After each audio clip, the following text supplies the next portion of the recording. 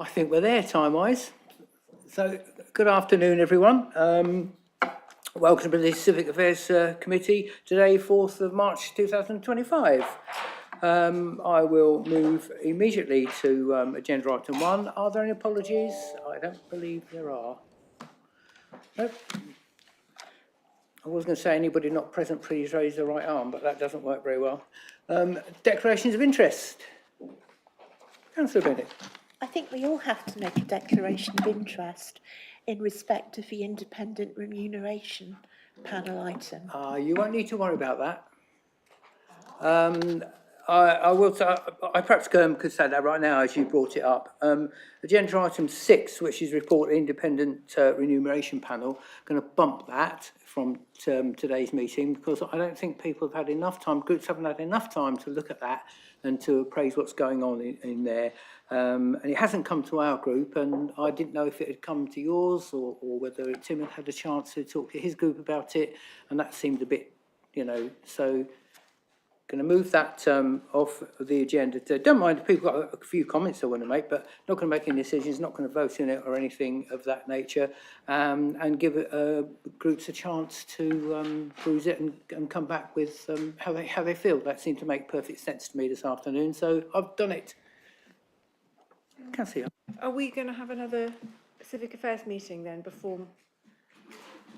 Yeah, thank you for that. That's sort of idea. I've only just done this afternoon because it just seemed to make sense to me, and perhaps it should have done earlier, but I only got this on Friday afternoon anyway, and I think spent so much time on the other large items that are on there.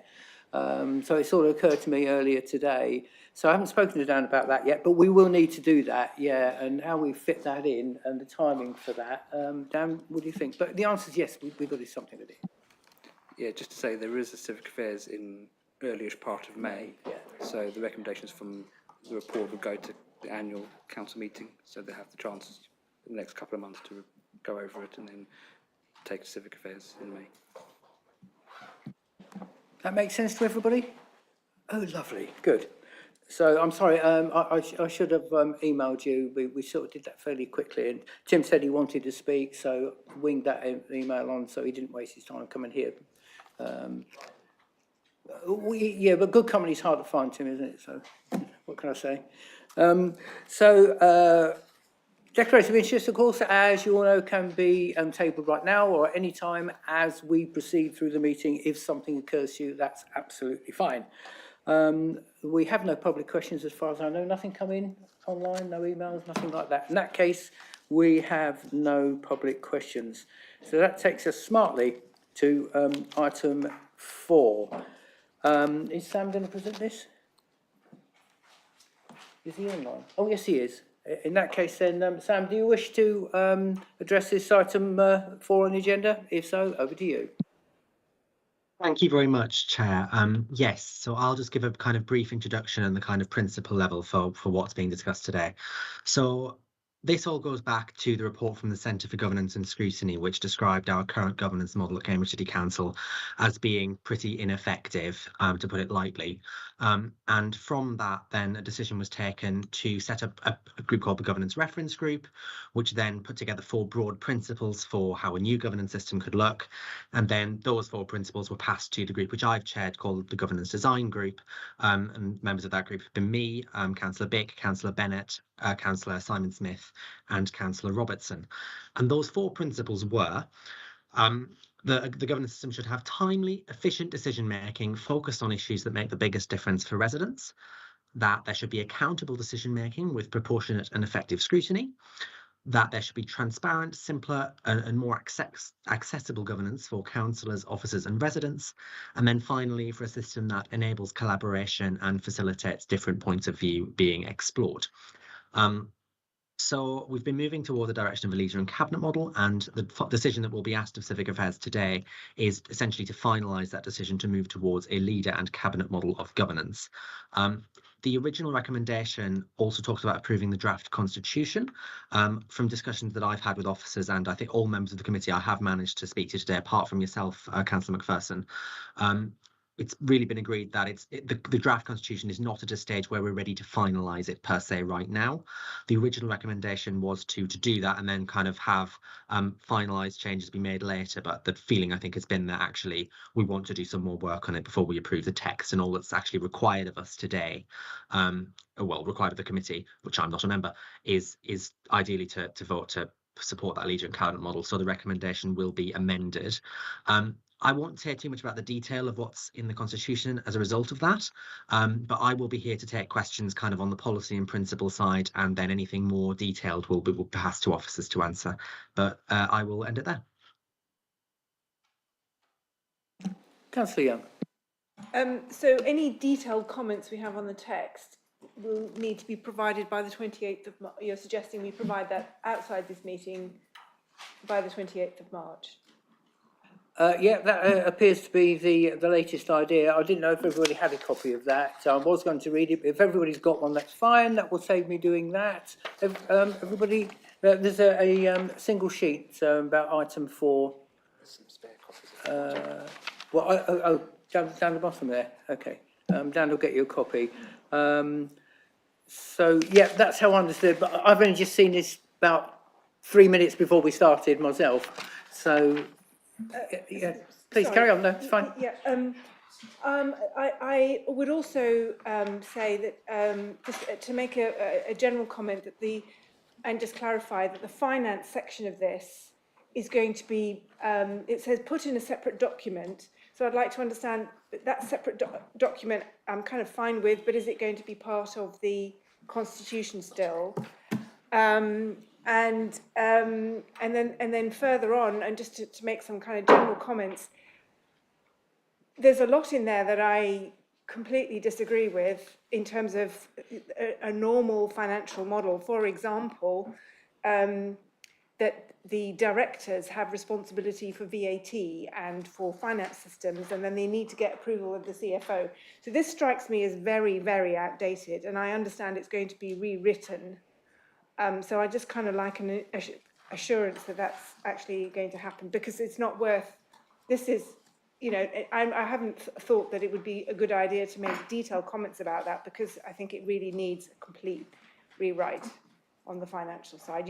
And also there's mixing up a very sort of broad brush, all good stuff, broad brush kind of principles, and then very detailed, but not that much of it, sort of detailed financial controls. So it's a bit of an outdated document, shall we say. Okay, what I'll do, I've got a couple of other people who want to speak as well. Sam, what I'll do, I've got Councillor Bick and Councillor Bennett want to speak. So why don't we take their questions and then you can respond to those three. And then if there are any more after that, then we'll pick them up after Councillor Bennett. Is that acceptable? Okay, thank you. So in that case, Councillor Bick.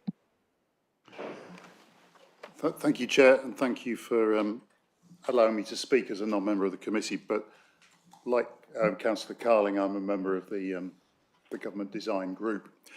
I started to read through the draft that we've got, and very quickly started to realise that there were some things in there that were quite surprising based on the conversations we've been having in the governance design group. We've been sort of working on the assurance that although the format was going to be different for the new constitution, anything that was going to be different from what we now had would go through the governance design group for a discussion before it was changed. And there are definitely some things in there that aren't in that category. And so, I mean, I started to draw up a list of things which I don't think are anything other than constructive drafting points, which I just feel really do need addressing before we start to think we can adopt this. So it's kind of a long way round to say, I've got a list, I'm very happy to submit it, but I think the change in the recommendations is appropriate because I don't think it's quite finished yet. And And I think that whatever our view is on what we're doing in the big picture with this, it needs to be an operable document from one point of view or another. And so I'm concerned that we see that, even if it's not an answer I want to see. Yeah, having spent 3 days, last 3.5 days going through it, I sort of agree with that. Councillor Bennett. I just wanted to say that I share Councillor Young's comments. No, I agree with Councillor Young's comments about the financial documents and also about the mix of high-level concepts and details. You wouldn't normally put such detailed stuff in a master constitution because you want your master constitution to say unchanging. And things like VAT, you might not have VAT at some point. You know, you'd normally just talk about taxes. So I think that there's still a bit of pruning that needs to be done to shape it into master document and subsidiary document. And I can see Aisha's nodding her head vigorously, so hopefully that's not too far off beam. I'd also add that I've not been able to go through the Constitution in any great detail, and I haven't had an opportunity to discuss it with my group. And I would normally, on something like this, want to discuss it with my group first. That's really all I have to say at this stage. Okay, thank you for that. Sam, if you'd like to respond to those few questions, I'll take Councillor Robertson after that. But Sam, after you've done that, I should have called for Kirsty to say a few words before we started the questions. But Kirsty, if you wouldn't mind following Sam, if you've got some observations, now there's been some questions from members, you might be in a better position to actually address those anyway. So Sam, it's over to you first. Thank you, Chair. Just in relation to the finance section, Councillor Young and Bennett, you've both raised that. I think that's something we haven't discussed in great detail at Governance Design Group yet, because it's focused very much on the kind of big picture, key functional items in relation to the governance side. I will defer the kind of detailed answer to that question to officers, and potentially Kirsty might want to come in on that. But my own understanding is very much that we kind of want to work through which parts we can take out of the Master Constitution into subsidiary documents for exactly the reason that you outlined there, Councillor Young, in terms of we want to have those things that may need to change be taken out. But I think there's also some complexities around what regulations describe has to be in a constitution, which Kirsty may be able to enlighten us on in a moment. In terms of the not having gone through it in detail, Councillor Bennett, again, understand that. I think it's a very large document that does need a huge amount of attention, which is why we've taken the decision not to ask the committee to vote on it formally today, but just to kind of use this as a discursive opportunity to pick up issues that we can take away and deal with before the May AGM and the Civic Affairs meeting preceding that, which I guess can kind of consider them beforehand. Councillor Bick, just in terms of your comments, I think I have seen some of the items in your list. I agree with you. I think most of them are very uncontroversial and just entirely functional. So what I would suggest perhaps is that you and I find a time in the next couple of weeks to sit down with officers and just agree which ones are perhaps totally uncontroversial and can just perhaps be incorporated, and which we might want to refer to Governance Design Group, but very keen to sort of have those discussions, absolutely. And I'll pass to, I think, Kirsty first. Yeah, that's fine. Kirsty, if you want to jump in there, that's fine. Okay, well, I think the first thing I should start with is you've said at the outset you're changing to a leader and cabinet system. Technically, you are currently operating a leader and cabinet system, but not in a very conventional way. And that's important because if you were changing to a completely different governance system, for example, you were changing from leader and cabinet to a committee system, then there would be different constraints. You'd have to pass a formal resolution. You couldn't then pass a further resolution for 5 years to change to a different system. But here you are just changing the way in which your leader and cabinet system operates.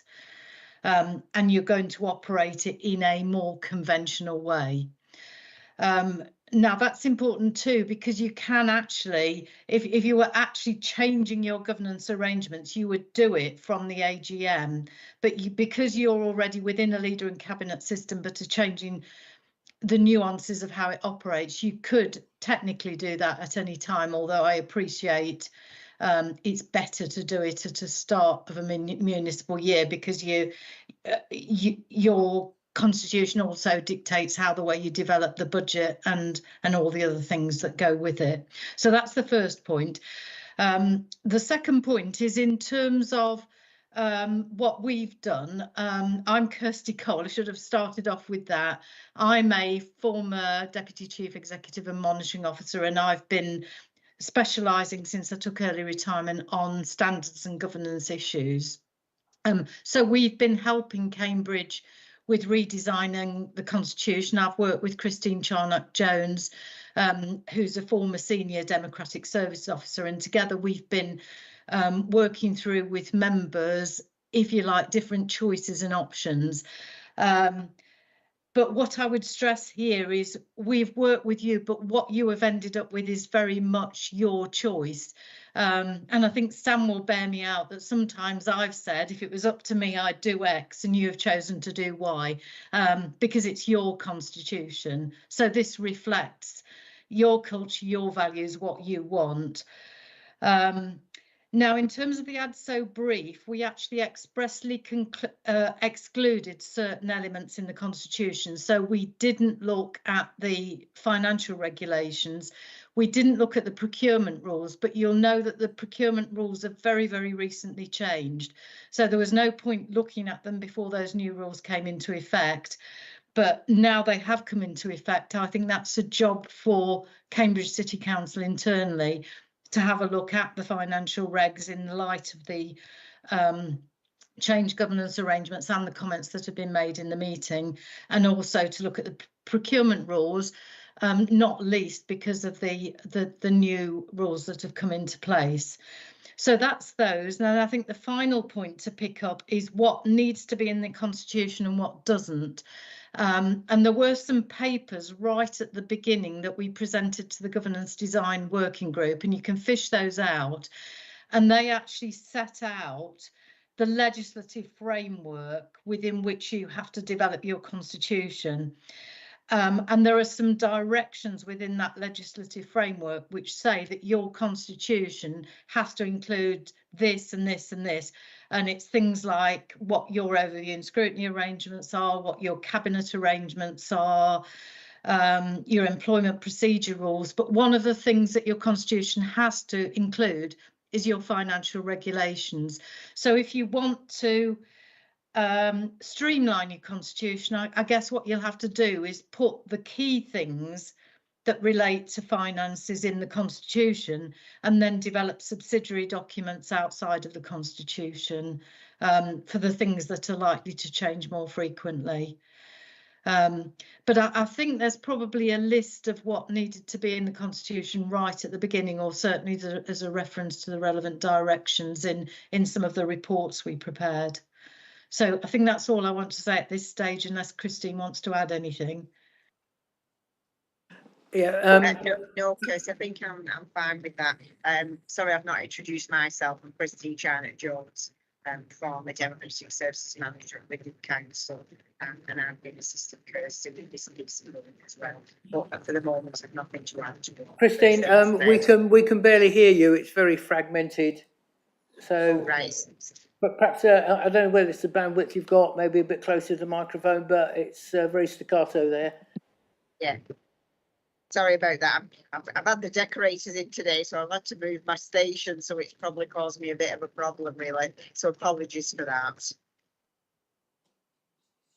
Sorry, could you, I'm not clear in actual fact who you're speaking on behalf of. Can you just introduce that again? Because I didn't hear any of that. Yeah, can you hear me now? Can you hear me? Yeah, that's clearer. All right, okay, yeah. I was just saying that, Chairman, that I'm Christine Charnock-Jones. I was Democratic Services Manager at Wigan Council, and I've been retired for a few years and doing a bit of consultancy work and assisting Kirsty Cole with this piece of work on the Constitution. So I've been dealing with all the consistency of the Constitution and the formatting, and make sure that we've got everything in there. So that's my role with this piece of work. Okay, thanks. That's received. We got that now. Thank you. I've got Councillor Robinson on the list next. Can I just come back? Yeah, okay. So I'd just like to say, I mean, I don't think the financial regulations need to go through the governance group. They should be wholly uncontroversial. I think, you know, just get Jody Etherington involved and he'll be able to do whatever is necessary. I mean, I don't think that should be an issue at all. I guess the regs are the regs, aren't they? We can't change them. Simplistic, but there you go. Councillor Robertson. Yes, I went through this document and I can see large chunks of the existing constitution in there. Probably the financial regs are the existing ones, awful as they are. But there's also large chunks of new stuff, particularly related to the proper way of running a cabinet. And there are also areas where our old ideas of where we wanted to work have had things added to them. And I think we do need another meeting of the governance working group, along with any of these committee who are not already on it, to do the next job. There's no point in going back just to Sam. We need to be here talking together about what is needed. So I would suggest that is the next step. I have a list of things I want to raise today. I would like to do that, but they will at least give other people an idea of what my concerns are. If Councillor Bick and Councillor Councillor Young, if you've got some as well, that would be very useful to have them say, I think.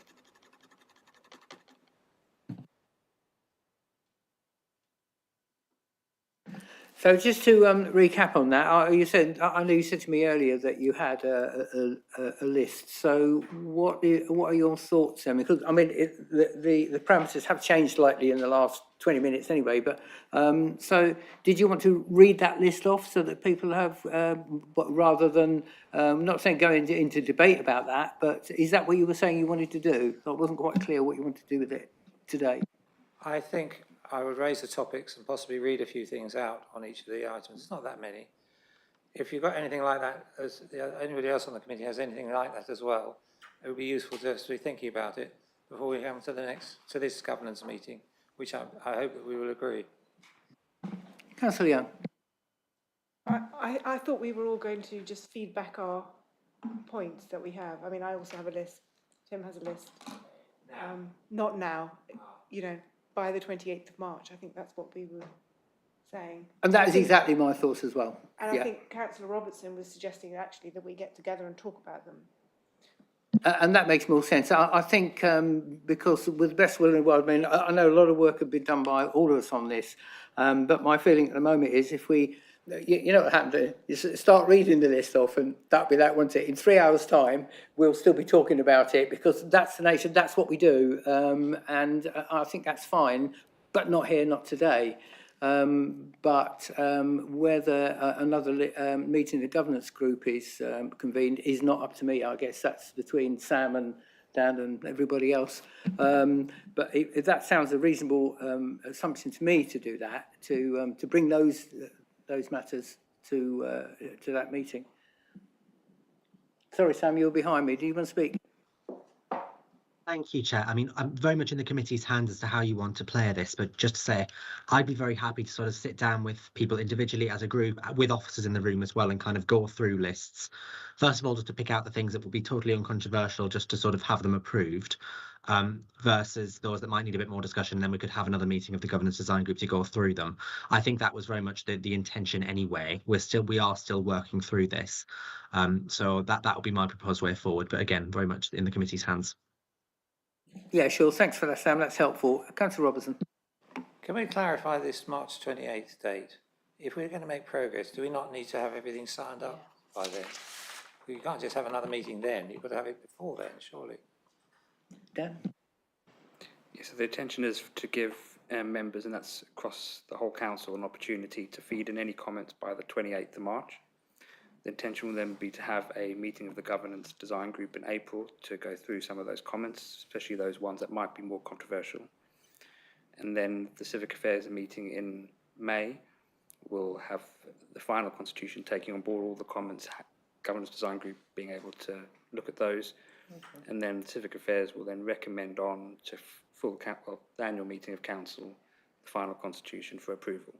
So you've got the opportunity for all members to feed in by 28th of March. That gives a bit more time for members to go through it.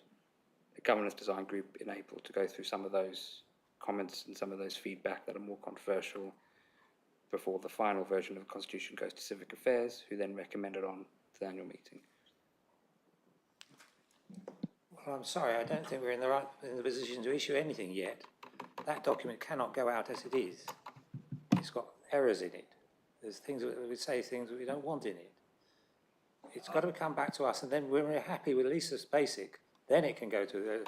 I'm not asking all our members to read 300 pages of stuff without having it assessed by us properly. I think that's what Dan was saying, though. No, that's not what he said. No, you misunderstood that, mate. You've got a little time yet. What we're saying is... sorry, do you want to do it again? Otherwise, I'll just repeat what you just said. Yes, so the recommendation has changed so that full council notes the draft constitution, so you've got the document in place, but that we know that there's work to do. And then what it's saying is that the final version will be presented to the annual meeting in May 25. What the recommendations underneath say is that there's a date of the 28th of March for all comments to be fed in to officers or via your governance design group members, and then a governance design group in April, and then Civic Affairs in May with the annual meeting. So you've got some other chances. It's not... Well, so, it's not I beg your closed off. pardon. So I think what Councillor Robertson is saying, that this group here has got a lot of comments that we need to put into the document before it goes out to everyone else. Yes. Yeah, I think we've agreed that. Which I would agree with. Yeah. It's not what Dan said. That's how I understand it to be. Did I miss something then? To me, that's what it sounds like to me. There's that an interim step it's first not going to... Yeah. before what Dan says, basically. That's what we're proposing. So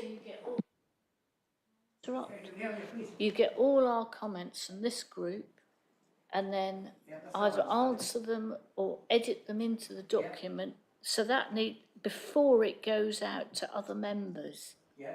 So that's the step that seems to be missing, because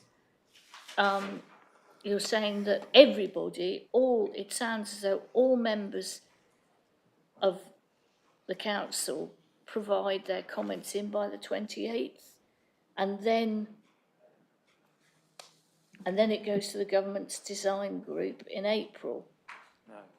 Okay, see, that's how you're reading it. I didn't read it like that at all. I just read it as you're asking for, that it's your comments for this group and the governance group will be taken on board. Then the constitution will be updated after those discussions before it goes out to everybody else. That's sort of how I saw that discussion. Please, Tim. This is what you want.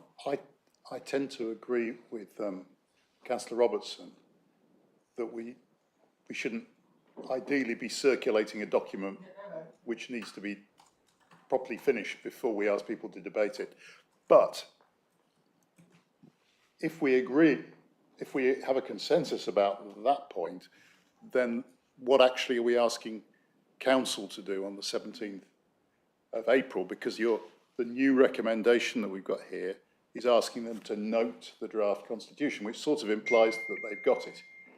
And I think otherwise just saying we don't want to circulate anything. So I think this needs to be unravelled a little bit. Yeah, I think we all agree that we're all in agreement. It's just how we get, and that's the way I understood it straight away. So that sort of made sense to me, that that's how it would work. Because you wouldn't want to shove out a document which wasn't finished to all the members. That would be a bit balmy. So to me, that was just the natural step forward. So perhaps it was me that missed the step that you didn't say because it was so obvious. But okay, so we need to make sure that's facilitated, I think. So what's the best way around that? So that recommendation one can fall away in essence, because what your members might want to decide is for feedback from this committee to come to officers to work up a bit more of the constitution before it gets circulated out to members, before the GDG, and then on to Civic, and then on to full council. So that recommendation one, if members were minded, would then fall away, because then we wouldn't circulate anything to full council on the constitution.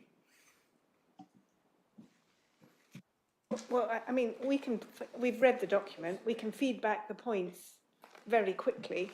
So, I mean, you can update the document presumably reasonably quickly and, you know, decide how quickly the governance design group needs to meet. But then it, you know, I think you're looking at a couple of weeks to get then a more finalised document out so that the members can comment before the 28th of March. I think that's what we're saying. Yeah? Councillor Roberts, I would say so. Yes, I apologise if I've been a bit abrupt, but like others, I've spent ages reading this lot and trying to work out what I want to change. I've now got to that point. We now need to have it condensed into another version before it goes out to the rest of the council, which I think we've now agreed. I agree with Councillor Young. We could get on with that and do it in 10 days, I think. If the officers can pull it all together. I've got my stuff all written out to be handed over, and others will have those in the next few days, possibly. Yeah.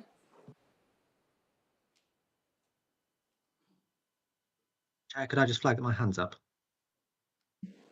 Yeah, sorry, I was writing at the same time. But yeah, please carry on. Sorry, thank you. Just to say, I think we can move quite quickly because a lot of the initial comments this group is raising are quite sort of simple changes, and I don't see that there'll be a significant delay to putting them in. So what I would suggest is that members of the committee we can either arrange to meet collectively, or I can meet with individuals one-on-one, and we can literally just go through with officers present what they're raising, pick up what's uncontroversial and sort of quite common sense, get it dealt with within a couple of days, really. And then anything that requires further discussion, we can flag as requiring further discussion, but there really won't be much.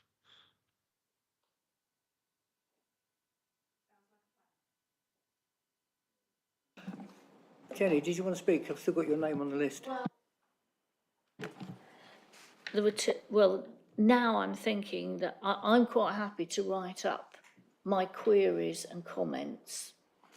And, you know, you can answer me by email or face to face. I don't mind. I'm actually just looking at my calendar. The other thing I was going to ask is it would have been helpful, and that maybe this is something for face to face, but to get, because I'm new to this, how far our constitution diverges from, I mean, is there a generic cabinet model constitution, or is it a sort of bare bones one that really isn't of any help? It would have been interesting to highlight the amendments that have been made in this constitution, given quite a lot was drawn from the old one, but I recognise that we are moving to, well, I know Kirsty has said, you know, a more conventional cabinet model, but it was a hybrid model. So there may be a lot of changes. So I don't know whether you can answer that now, you know, how far we diverge from a standard cabinet model in this. Well, actually, that's a very good question, because when I was going through it, I wondered the same thing, because I've never seen one. I've never seen a standard cabinet model. I would know the difference between this and the standard one anyway, because I've never seen one. So it would have been useful if we'd have been able to make those comparisons. So I think that's a reasonable question. Sam or Kirsty, somebody? Oh, it's Kirsty. Sorry. Yeah, Kirsty, it's yours. Yeah, what I wanted, when the do you remember in 2000, the Local Government Act 2000 introduced the leader and cabinet model? At that time, there was extensive guidance, and there was also what was called a modular constitution issued, and that was basically a template. And most councils based their constitutions on that template, but even that template had nuances and differences. So, for example, the arrangements for calling, if you look, you know, there's a huge variance across councils as how they operate calling, whether it's 3 members, 5 members, whether it requires opposition groups or not. So even within that model, which is going back 25 years, there were huge variances. But times have moved on, councils have updated their constitutions over time, and there's been no new model issued. So to answer that question, there isn't now a model constitution you can compare with. Each council will adopt something that's slightly different to meet their requirements and to meet their priorities and to meet what serves them best. Which is why at the outset I said, you know, I gave some guidance to say I think if I were drafting this constitution, I would do this or I would do that, and I gave reasons why. And in some cases, the governance design group chose to do something different because that better met the requirements of Cambridge City Council. But in terms of what the constitution looks like, it's based on that original modular constitution. So it looks, in broad terms, it looks like the majority of councils that operate a leader and cabinet model, the constitution looks very similar and it operates in a very similar way, you know, with the arrangements for cabinet overview and scrutiny, and then your regulatory committees and your other committees, the fact you've got the provisions in for calling and broadly how that operates is a conventional leader and cabinet model, but the detail is bespoke to Cambridge City Council because that's how it should be and that's how you've chosen for it to be. You know, even if you take regulatory arrangements, there's no template that says you have to have this committee, and this committee. How you choose to arrange it within the legislative boundaries is up to you.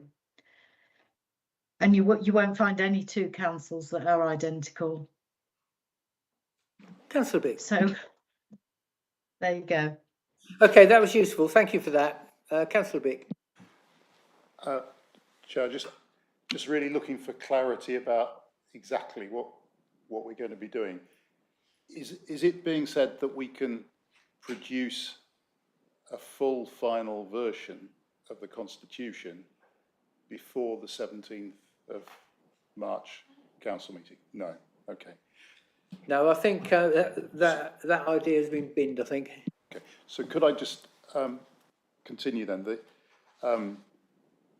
That kind of leaves for the 17th of March just voting on the principle of something which they've already voted on the principle of last year.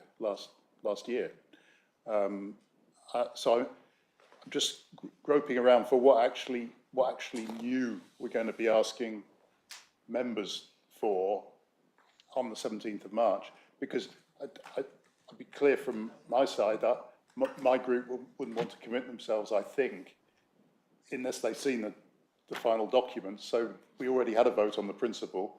The only thing that possibly is adding more flesh is that infographic that is in here, which probably, I'd need to look at it again, but probably it's correct under all circumstances in terms of what's coming out of the working party. But I do think we need to think about, we've got an extraordinary council meeting. we need to justify using that time and getting something from members that is adding value and taking us forward.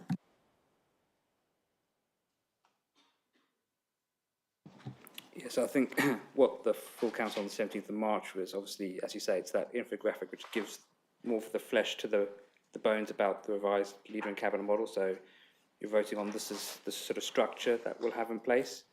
So you'll have the two ONS, the cabinet, the regulatory committees, those joint committees, so that from my point of view, I can start doing some of the background work and also looking at the resourcing of the team going forward. And then the constitution will come a little bit later to underpin.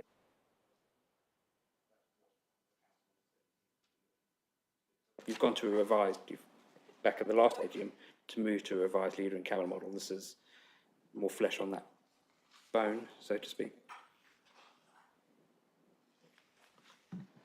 When do the papers need to be published for that? I mean, can we try and get this done before then?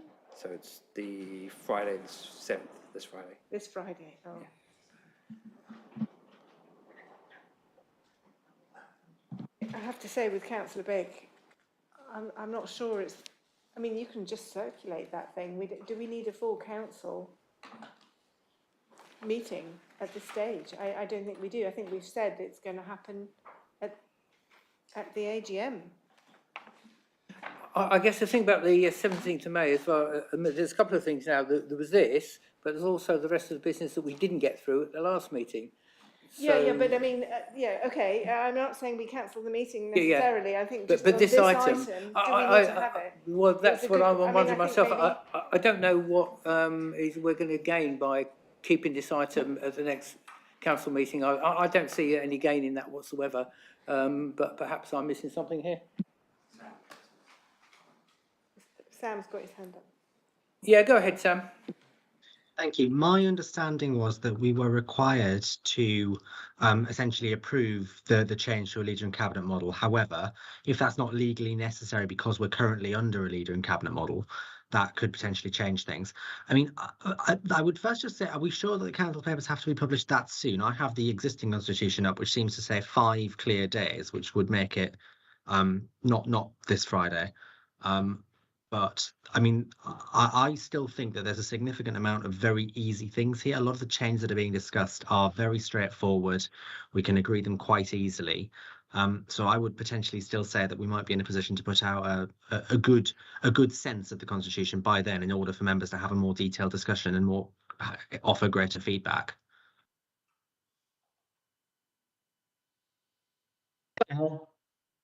Well, that's going to be a bit of a tough one, really, because members here have got lists that they are concerned about, and of course we don't know what they are yet. So I don't know how you would know that, Sam, that these are easy wins, because we don't know them all yet. Well, I mean, they're all ready. I mean, I can send it today, you know. I think we should speed up. Oh, I'm always for that. Councillor Bennett.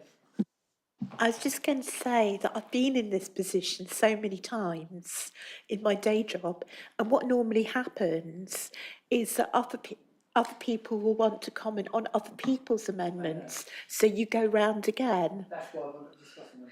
And then also, we need to take our groups with us. My group is already simmering near boiling point over this, and there's a lot of suspicion and hostility to it, and stuff like this at the last minute is really not helping.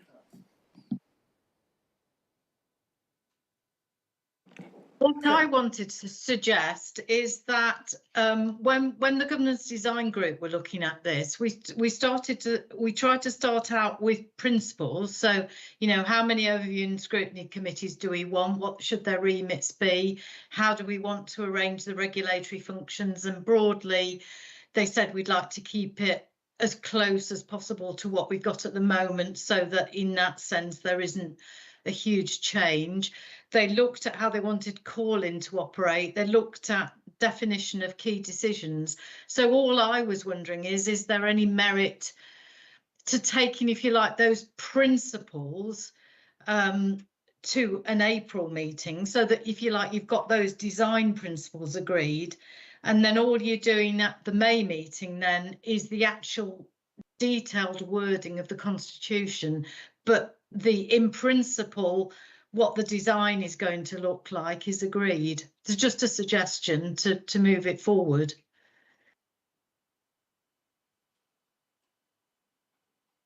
Councillor Bennett. Can we have an April meeting, bearing in mind that from 25th March we're in a pre-election period? I know that most of it is not our council, but we have at least one by-election.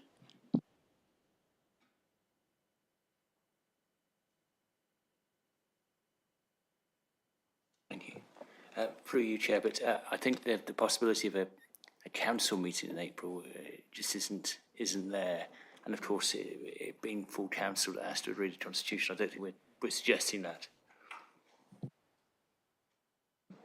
Councillor Young. So do we have to, don't think that question's been answered clearly. Sam Colling raised it. Do we have to have a meeting of full council to get this done before the annual council? Do we have to have it? In which case, if we do, then we just need to get on with it and produce the papers in time. But if we don't, then we have a bit more flexibility. Yeah, I think there's something to make around the corner here about that, and that is exactly what I wondered, because in principle it's already been agreed, hasn't it? The covenant model in principle has been agreed, we've already said that. And so if we bring it back on the 17th of May, we've got to have some meat on the bone to enable us to bring it back, or what is the point?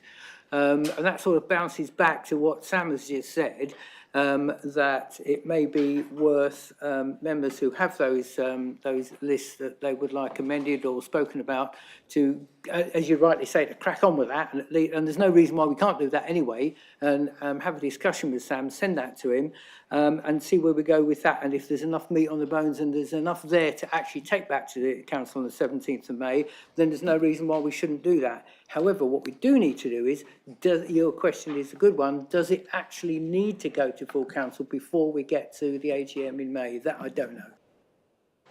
Just to say, with some of the principles and the structure of going to the 17th of May, there were some staff implications. So that's why in the implementation paper that for the group redesign, there's posts there that need to be recruited to, but can only be done so if we agree the structure of the leader and cabinet model, so that I can then start going out to do the recruitment to those posts, hence why they were put onto the 17th of March.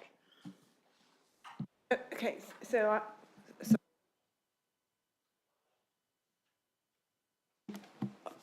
Thank you, Councillor Young. Thank you, Chair. We've got the benefit of Christine and Kirsty and Dan and Tom here with us in this meeting. And I mean, I don't know if Stephen and Jane were wanting to comment at all on this item, possibly not. But it strikes me that maybe it would help what Sam is trying to do in terms of expediting the thing.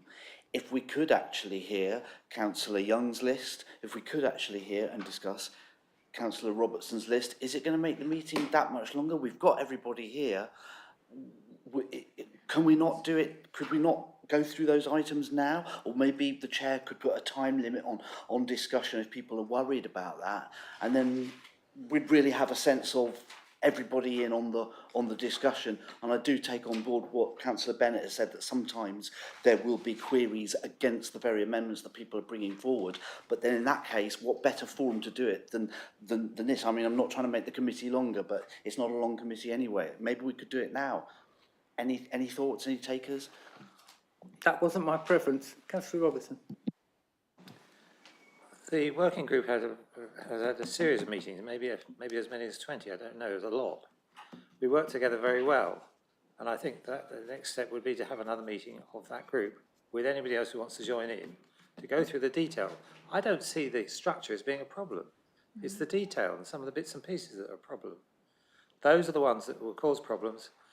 Although my group, the Labour group, the ruling group, have approved in principle the structure as a cabinet, full proper cabinet model, they haven't actually signed off on it yet.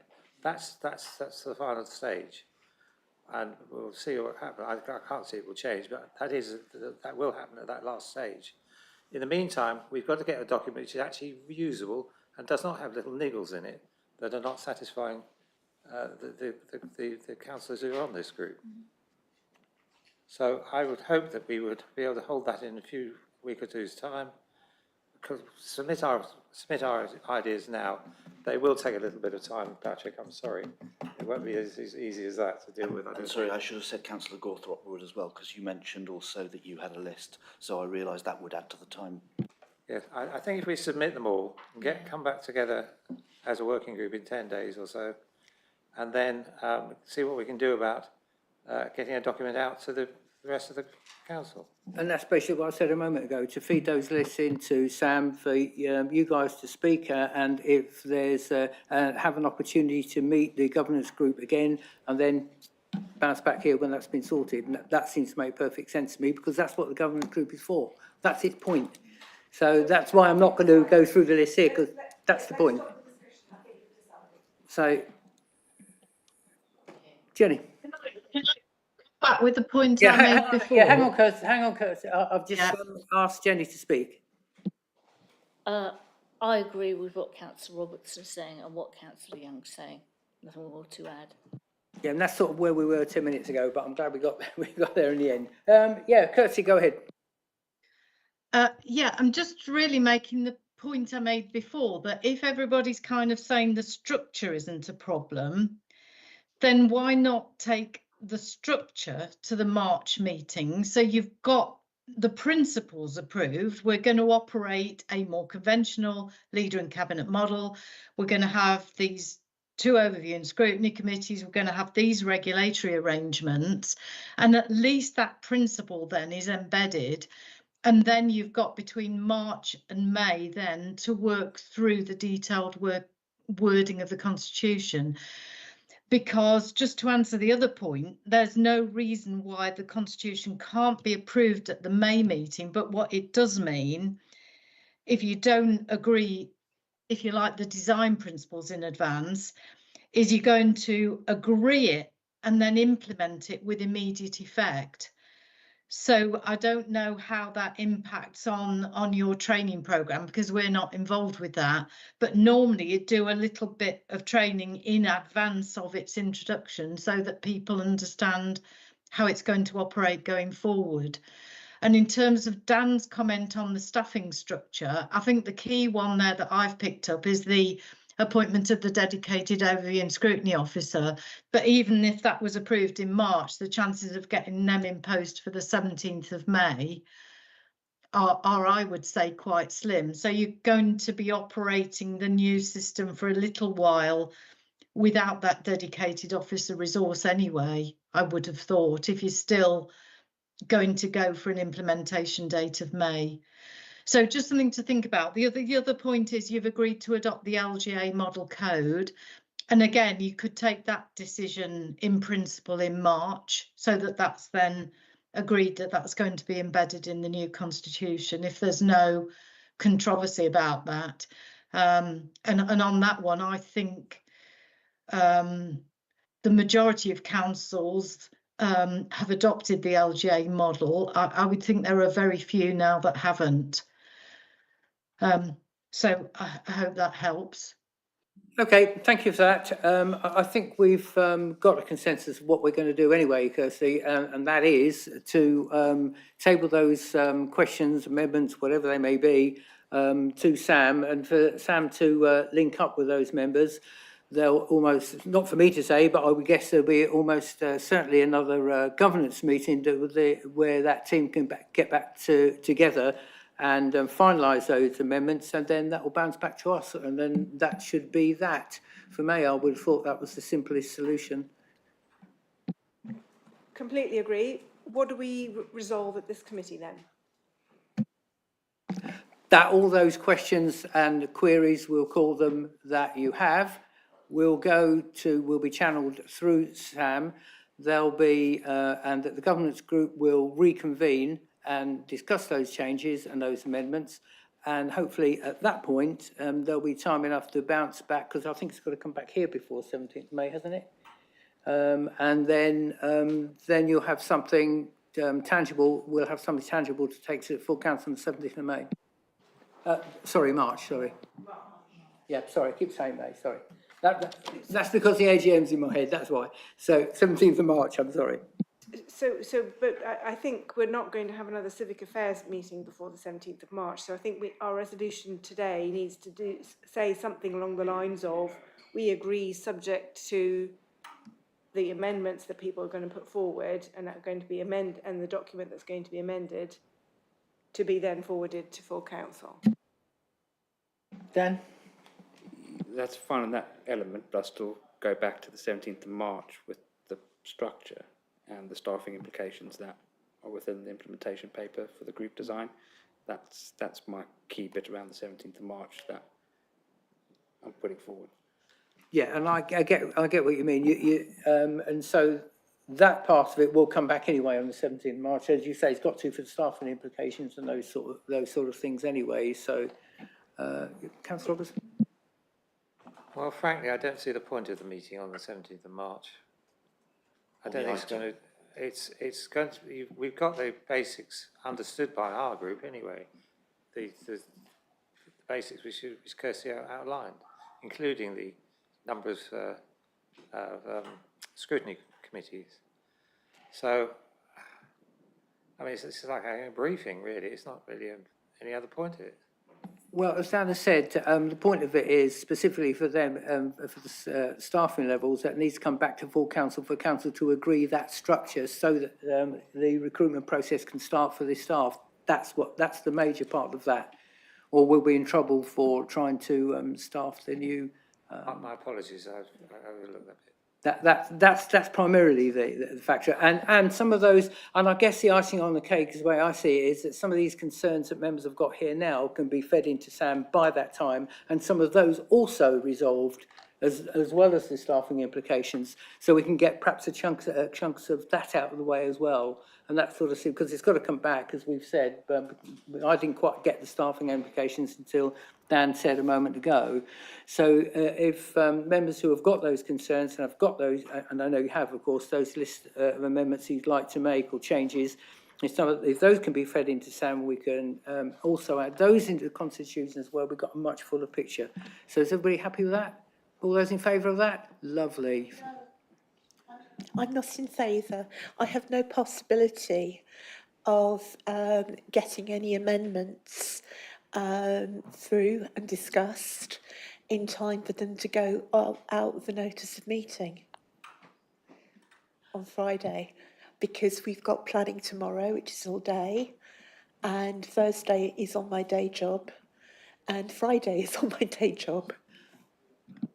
Well, I think we're going to proceed all the same though, because I think that's what members need to do, and this does need to move on. I'm with Councillor Young there. We need to get moving, so we're going to get moving, and then hopefully you have another opportunity to contact Sam and put your bit in there as soon as you can. But sorry, Dan. Yeah, I think what members are suggesting is that the feedback and the comments will go back to a meeting of the governance design group. Yeah.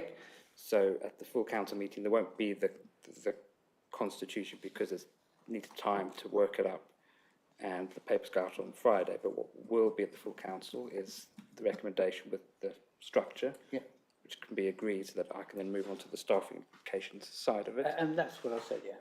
But the bits about the constitution will be worked on. The members, governance design group, then go to the civic affairs in May with the final constitution, and then on to the annual council meeting. But that gives the members the time to work through the comments, and we can work through them quite quickly before we then get it out to all members. Yeah, and that's how I saw it. But the reason I said that members can feed in their concerns now, along with the staffing implications, is because we might as well get a move on. If there's a target now, if there's a closer target to get some of those in there for the 17th of March, there won't be quite so many to carry on. So it will just give members a target, that's all. But your bit will still be done.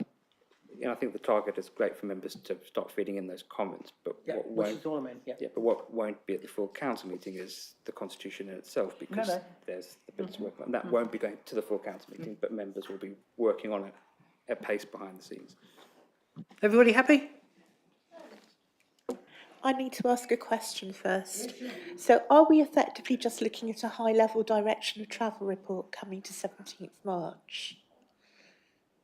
Well, I think that is most sensible, because if people see a constitution with what they feel are obvious errors, it weakens their confidence in the whole process. It's like when you're on a plane and there's coffee stains on your food tray. You wonder if they've maintained the engines properly. Exactly. So I can live with that, but it does seem, if we didn't have the carryover from the budget meeting, it would seem a bit of a waste of an EGM to me. And sorry if that seems a bit rude, but that's how I feel. Councillor Robertson. Can we just clarify, for the planning, for the constitutional bit of the meeting on the 17th of March, there will be a document talking about the structure, but not the whole constitution. So I think that's fine, Naomi. And just to clarify also, there's another item on the agenda next, which is the planning constitutional changes, which will also be going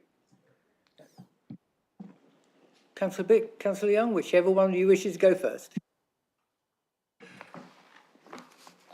I'm in wonderful agreement with where we're going, I think, but if our recommendation is going to be what it says against number 2 on this, I believe that is not making sense fully, because I think it needs to say somewhere subject to approval of the final text at the annual council meeting. I don't really see how we can ask the council to commit itself, resolve to start operating something which it hasn't actually got the detail of. So, I mean, I get the point in having the vote for the reasons that Dan describes about staffing and the rest of it, but I do think it needs to say subject to approval of the full document in the annual meeting. I have a view on that. Anybody else? Sam. Oh, Sam, yeah, sorry, I didn't see you up there. Sorry, I keep missing you. Thank you, Chair. I think if that's the direction the committee's moving in terms of having a high-level discussion and agreeing the structure, I think that works. The key things that we need to essentially finalise are which posts need to be recruited from the new structure and the structure itself. I think I hear what Councillor Bick's saying, but I worry that kind of adding a subject to in there will, in essence, make the vote a little bit meaningless. Whereas in reality, we want this to be the sort of final decision to move to a leader and cabinet model. With the recruitment that entails. I think minor changes to the constitution aren't going to sort of dramatically change the structure. So I would be comfortable if the committee is with finalising the structure at that vote without a sort of subject to get out clause. I don't think it's necessary. Councillor Bennett. I actually agree with Councillor Bick, and I would say that in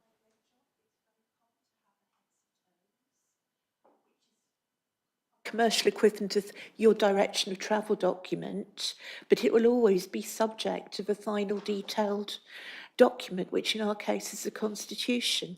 So what Councillor Bick is asking for is just accepted best practice in the world outside council land. Councillor Robertson, your view? I think we're talking about the same thing. I didn't ask to speak, but I think we're talking about the same thing. A document which has the outlines of the structure and get approval of that. You can't ask them to approve the whole lot. No, sorry, that's not what I was asking. The question is, Councillor Bick has made a suggestion that option 2 should have a rider attached to it, subject to agreement of the text or something like that at full council. Yeah, that's fine, yeah. So, okay. Councillor Gorthrope-Wood, your view on that? Yeah, I know. So you'd be happy with that, subject to text agreement or that sort of wording at full council? That's what we're saying. I actually think that subject to a final constitution being agreed, or the final wording, the detailed wording, but, sorry, I'm being thick here probably, but are you suggesting that at full council, the final fully amended, agreed constitution, all the text is there and we can agree that at full council at the AGM? No, the 17th. At the AGM? Yeah, not the 17th, no, not the 17th of March. Yeah. In principle, subject to the detail. Yeah, that I'm happy with. So that's okay. I don't want something that will stop us from operating the new system, basically. My question was, did you... I'm trying to get a feel of who's supporting the statement that Councillor Bick said. Yes, but I just wanted to make sure I knew which At the council full meeting council. he was talking about. No, I did say at full council. At the 17th. So, On the no, 17th. at full council on the AGM. The AGM, yeah, you see that. Because that's how I understood it. Okay, so we have a resolution now referring this matter to full council on the 17th of March. It needs to say something like, this is the structure, subject to the detailed constitution wording. Okay, but right? my understanding was that Tim And meant the- that as to be at the AGM. That's what I No, understood. that's not what Tim My said. misunderstanding there. Okay, that makes more sense now. Okay, I mean, so that was, I misunderstood you, Tim, that was all. just to kind of make it more clear why that's the right thing, I think, for everyone's point of view, is that we've been talking about sort of drafting amendments, which we probably can agree amongst ourselves and get the document looking workable and sensible. There are another sort of amendments, and there are probably rather few of them, which will deal with the things we might not easily agree on. Members need the right to propose those as amendments, and that will be at the AGM before they actually adopt the document.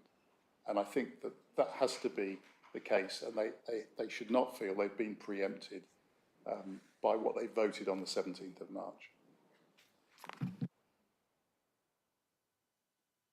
That's going a bit too far, I think, Tim. Why can't we deal with those issues before then? We get them sorted out properly. Get the document. I mean, if you want to do that, we'll end up having them dealt with then, but I would suggest you don't do that. But the issue with that, I mean, in principle, I think we completely agree with you. But the issue is that we don't have the final text, and that's why. Yeah. Okay, let's hear from Stephen. Let's because we need to move on. We're going to be sort of going round in circles forever. So let's not do that anymore. Thank you, Chair. And it was just to reflect two things. The first is, and I'm sure Tom will comment on this, my understanding is that full council has to see the Constitution to approve it. It's not legal, and the reason I say that is because we were threatened with the JR in South Cambs on exactly that point. So you have to see the full Constitution at some point before it comes into effect. But actually, it was before that round part of the conversation.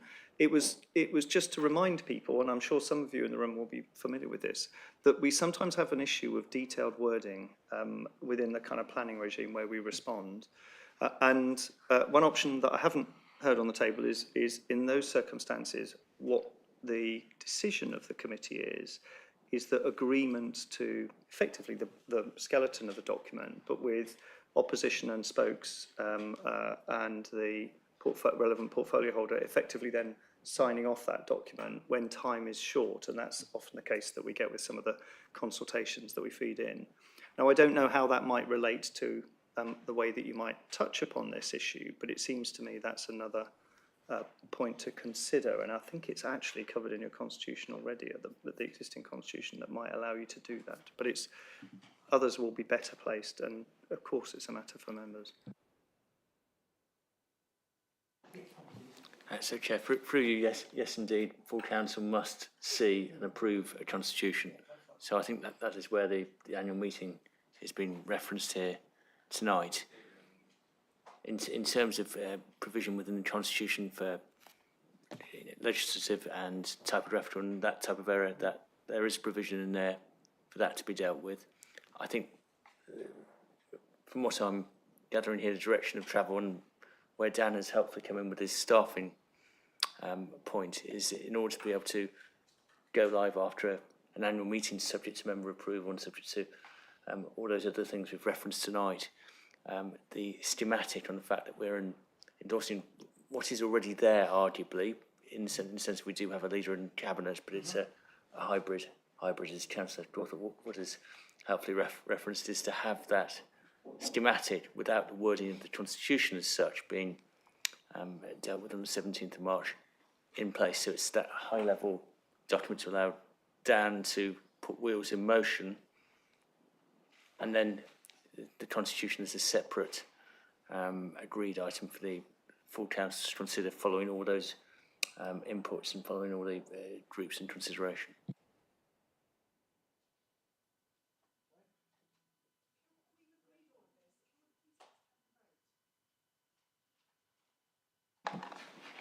If we're clear on what we're voting for, Karen, that'd be absolutely splendid.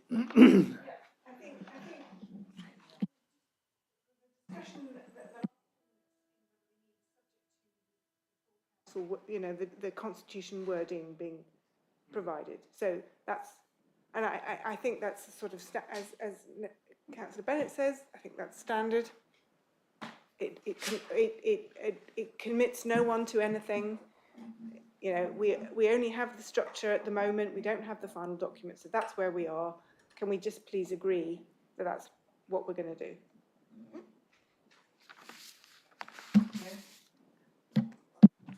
Thank you, Chair, and apologies.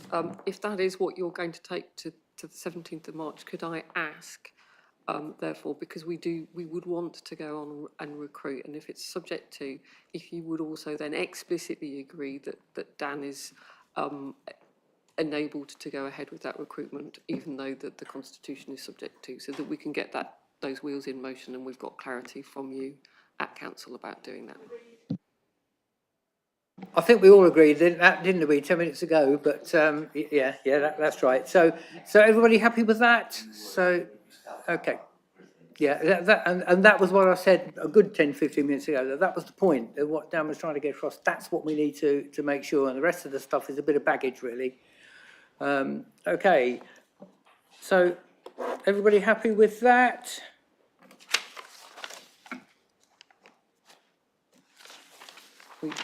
Yeah, we've got some.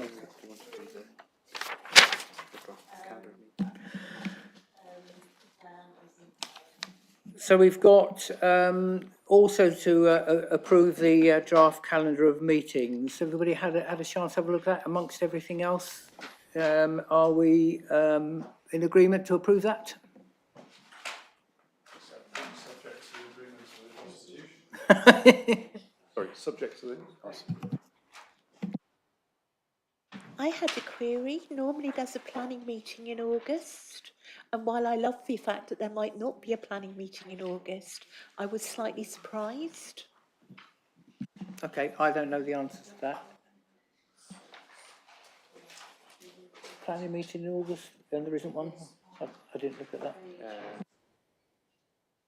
I think Naomi's just asking if it's an oversight or if it's a real thing.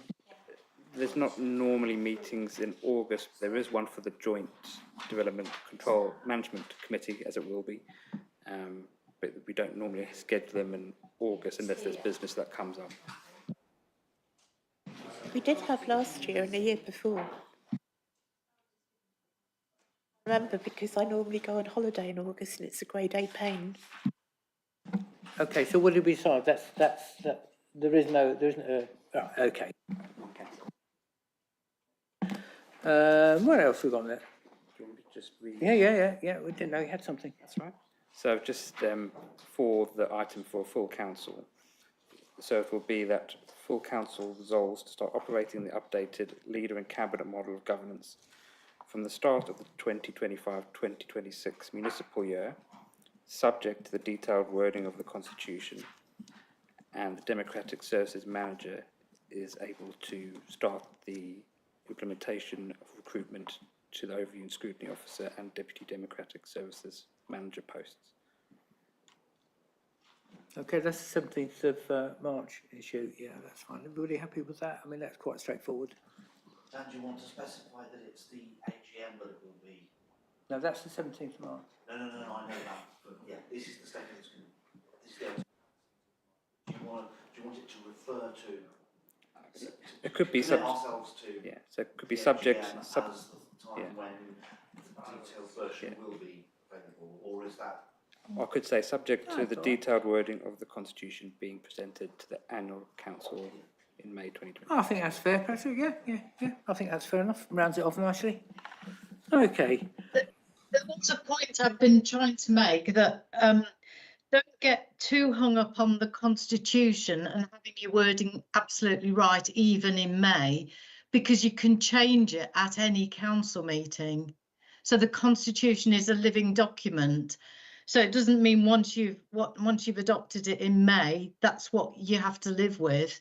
If there's something in it that's wrong, if there's something that you're not comfortable with, you can change it. The only thing you can't change without a resolution and is to change your arrangements to a different system. So within the leader and cabinet system, you've got the scope to change. You don't have to have it absolutely right for May, is what I'm saying. So don't get too worried about that. Okay, that's noted, Kirsty. Thank you for that.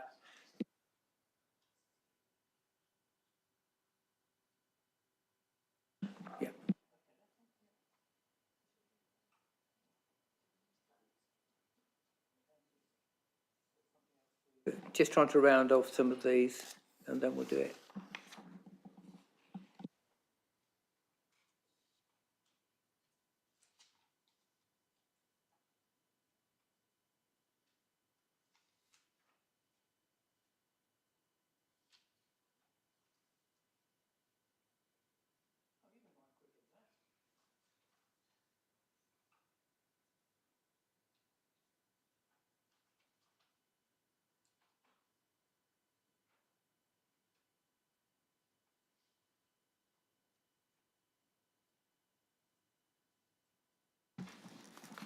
So, Chair, through you.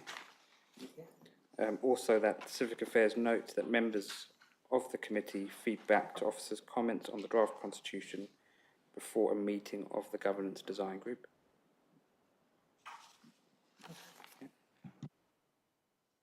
Okay, everybody got that? Okay, all those in favour of that bunch?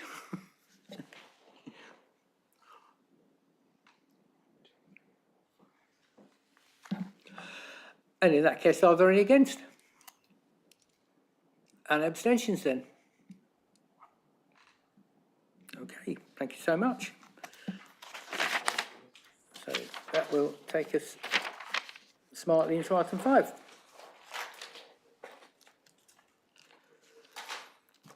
You're on, sorry for the delay, but we got there in the end. But your comments were helpful, so thank you for that. Thank you, Chair. And obviously, in the context of the last item, I suggest that actually just want to spend a couple of minutes just explaining the context for this, because clearly recommendation 11A, which is about changes to the council constitution. The slight issue we're facing here is that we started a process with the planning committees of engagement around what good looks like. That resulted in 49 recommendations that the planning committee endorsed last year. And one of those was that we update and refine the scheme of delegation.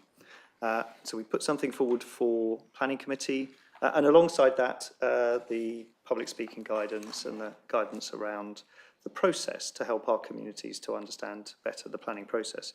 What happened in January this year is we started the journey of taking those measures to all 3 planning committees, and they were supported in terms of the changes.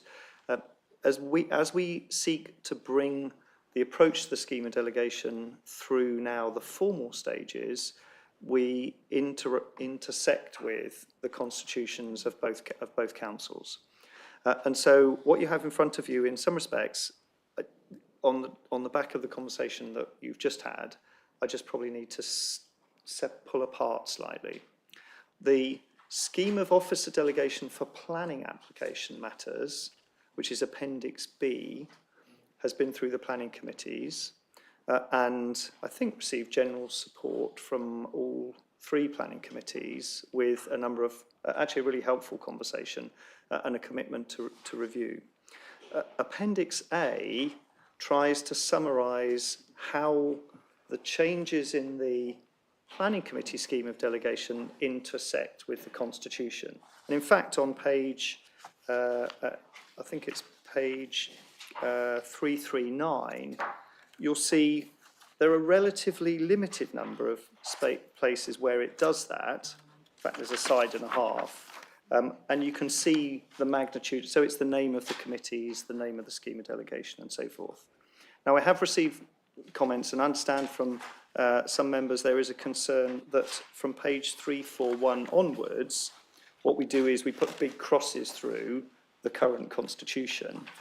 And indeed, it's been highlighted to us that actually elements of that constitution are in themselves out of date, particularly when it comes to things like the Joint Advisory Committee and so forth, which the Constitution currently says is deleted by the county, but in fact was reinstated, as we were rightly reminded. In the context of the conversation we've just had, I suppose what would be really helpful would be if Civic Affairs is able to consider and hopefully support the officer scheme of delegation as outlined for planning matters, recognising that in the process that you're going to embark upon to finalise the wording of the Constitution, inevitably we will need to fit in the two things, we will need to mesh the two things together based upon that. And what I hope you can see is that on page 339, the actual number of really hard changes to the Constitution are quite minor. They're related to name changes and so forth. Now, the appendices C and D to this report, and there's a lot of pages here, I do appreciate. I think last time, Chair, you deferred the item because there was a sense to which they hadn't been properly rehearsed in groups, and there was a desire for more conversation around that. My understanding is, and I'm sure the committee will correct me if I'm wrong, is that there was some concern about proposals to limit members' participation in the committee process.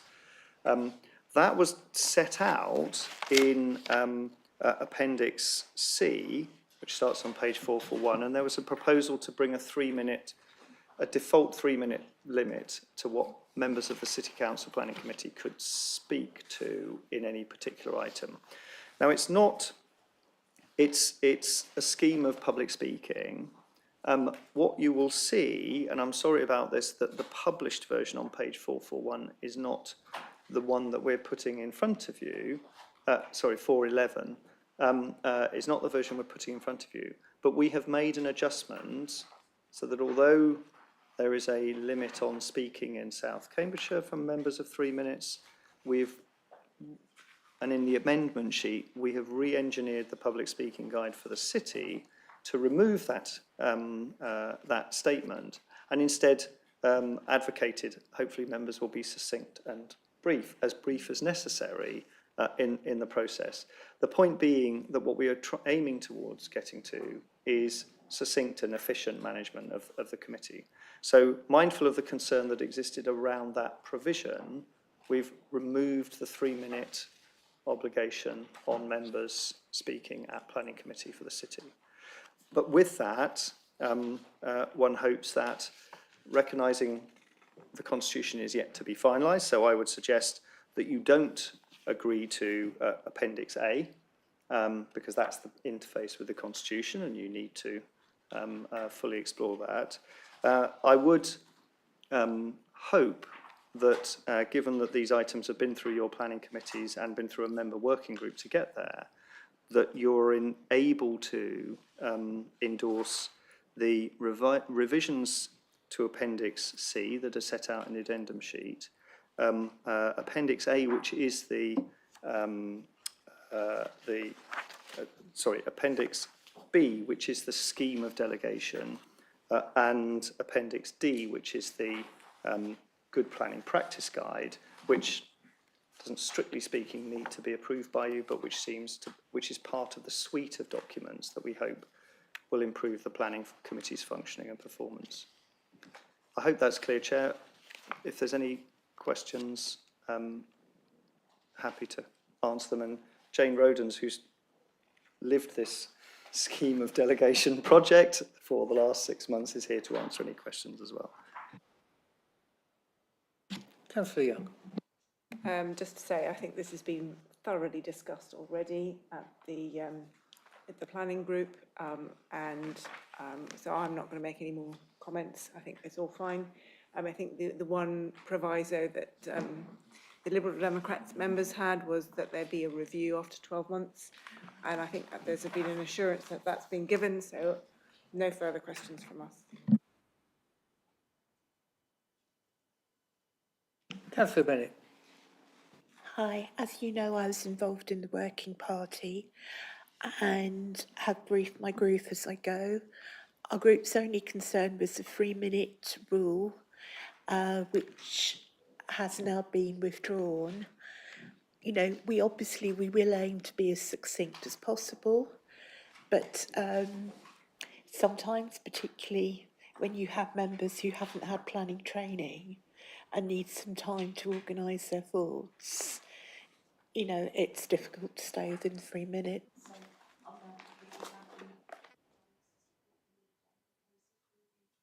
In, assuming we still have a planning service then, which I don't think is necessarily guaranteed. Councillor Robertson, how did I know? We might have the same planning service for a different, of the same area. You never know. I have a question about the delegation process. Is if a decision of the planning committee is challenged, an appeal is launched, who decides whether to defend the decision of the planning committee? What does this document tell us would happen? Would it be delegated or would it be the committee? So the practical implications of planning appeals is that we have to actually, we have to get a delegation from the planning committee in order to be able to perform in that space.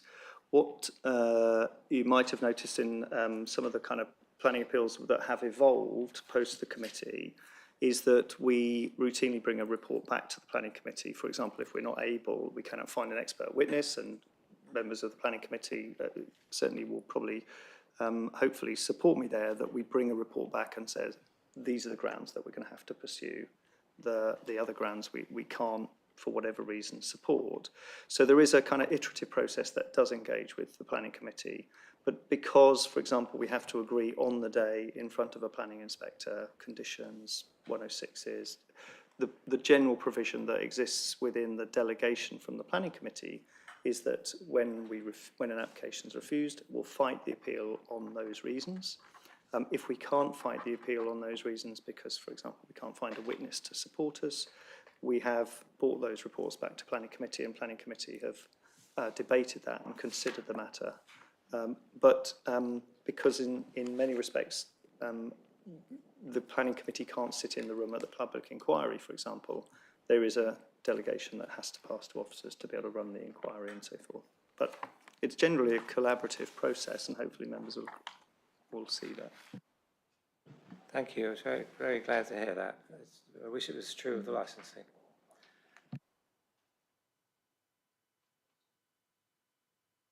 I'm happy to accept these papers. Okay, thank you. Any more questions for Stephen? I've just got a couple of things. They're only procedural things, really.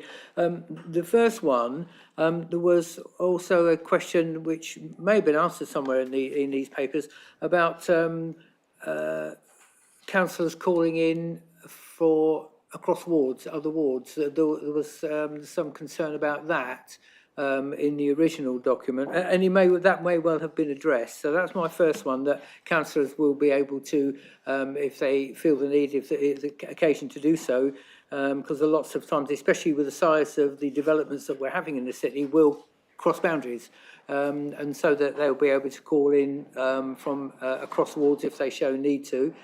That was one. The 3-minute speaking time has been addressed, but also I'm wondering, attached to that, and I can see the reasoning behind that, because as Councillor Bennett rightly pointed out, there may well be councillors who have not had the planning training or are quite new at it, and the arguments may well need to the chair to have the discretion to ask that speaker to wind up their statement. And will they have that discretion, whoever the chair of planning is, so that if a councillor's gone on for sort of 54 minutes and it's really time to go home, that the chair has some discretion to say, can you wind up now? I didn't see that in here, but I think that review after 12 months is not a bad idea. Thank you, Chair. In your latter, I think there's widespread acceptance. We will be reviewing it in 12 months, so hopefully that's it gives everyone reassurance around that. In terms of the winding up, we did put in, and you'll see in the addendum sheet, something that allows, precisely for the reasons you've identified, allows the chair to bring members' attention to that particular provision about being succinct and focused, because whoever the chair is, it's always useful for the chair to be citing the members' code of practice, rather than it otherwise appear as a kind of personal, a personal matter of judgment. In terms of the call-in, yes, it's maybe not explicit, but it doesn't limit the ability of a member to call in just in their ward. So the scheme has been adjusted for that, and we've touched upon the 3 minutes. So hopefully that's resolved. Sorry, Stephen, did you say that there was an amendment sheet? It was the email. Yeah, we circulated an amendment sheet a couple of days ago, I think, Dan, which identifies the updated scheme, because unfortunately the document that was published was the original one that went to the previous Civic Affairs. Right, okay, I don't think I've seen that, actually. I must have missed that, haven't seen it. Okay, so the recommendations on page 330. Oh, sorry, I thought you were finished. Yeah, please. Yeah, that amendment is to do precisely what we've been told, to restore our ability to speak for more than 3 minutes. I meant to also ask about the failure to correct the CJAC wording on pages. There is the document says that the combined joint area committee was dissolved by the county council. It was, but it also was re-established, and it does not say that in the document. And this, I have several times raised this matter, and nobody seems to want to change it. Can we get it added to the document, please? Can I just comment on that because I understand Councillor Roberts' concern. All we were trying to do with including that, actually that version, it is the version of the Constitution, and that's what it says in that version. Clearly, the Constitution, when it is updated, will reflect it. We were just using the version of the Constitution that was available to us to show it, Councillor Robertson. So I'm sorry I haven't clarified that response to you, but we're just overlaying the published Constitution. We're not actually, we haven't introduced that item. And so it will be picked up when the Constitution is revised. Just really minor. I mean, I've looked at the supplement addendum, which allows us councillors to speak for more than 3 minutes. It doesn't explicitly say, as I think you said, that we can call in. I mean, it kind of implies it when you say that, you know, anybody can speak, but I can't find the reference to where it says we can call them in. Maybe it's in another part of the documents, but I couldn't find it. Thank you. I'm told it's on, I'll help you in a second, it's just after page 375. Yes, 379, paragraph 10.1. Where a ward member or parish council town clerk writes or emails a request for a particular application to be considered by a planning committee. So it's not saying within your ward, or it's not limiting, it's any application there, councillor. Hopefully that's helpful. Okay, that's fine. Thank you. I was reading it too fast. I think that covers it. Just very briefly, I've seen that wholly and abused. And personally, I'd restrict it to your own ward, but I mean, I don't want to start another discussion, but the potential for abuse is huge. I think it's a very bad idea. But anyway. Could there be a protocol along the lines of allowing ward councillors to know when it does happen?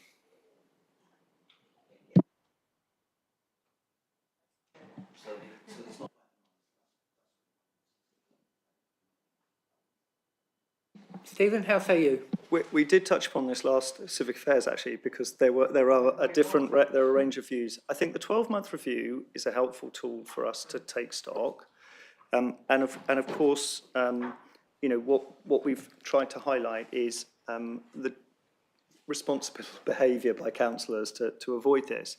The other thing to highlight is that the system that we're introducing, when an application is called in a ward, to the panel, the ward councillor, even if they're not the person calling it in, will get a notification that it's been called in, and have an opportunity to comment. Now, what we will hopefully therefore should be able to do is, using that as a trigger, is give a report at 12 months to say there were this many applications called in other people's wards, and members can take a view as whether or not they still want that provision or not. Everybody happy with that? Yeah. Okay. All questions exhausted? Lovely.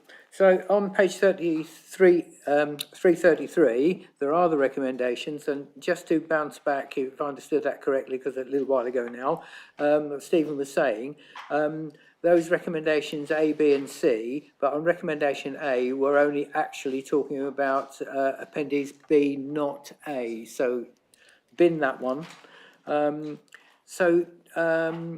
Are members happy to take those three at the same time, or do you wish them to be split? And the amendments, yeah, that's, sorry, for item B and, yeah, that's for D and C, yeah. Okay, yes, quite right. Everybody happy to take them on block then? All those in favour of those recommendations as explained? That's unanimous, Chair. Absolutely lovely. And because we've actually bumped item 6 probably to the May meeting, that concludes the business of the day, unless Councillor Young knows different. Just very quickly, I mean, when it does come, one of my questions was, what's the total cost of these changes? So you give the, you know, the That's what we individual were, yeah, ones. we had that question It'd be good too. to have, yeah. Yeah, we have that question. Councillor Robertson.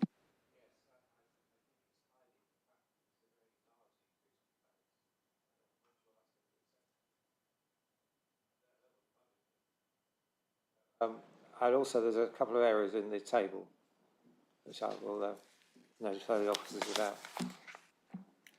Okay, thank you very much for that. Any other comments before we disperse? Dignified and stately. In that case then, the meeting is ended. Thank you, ladies and gentlemen.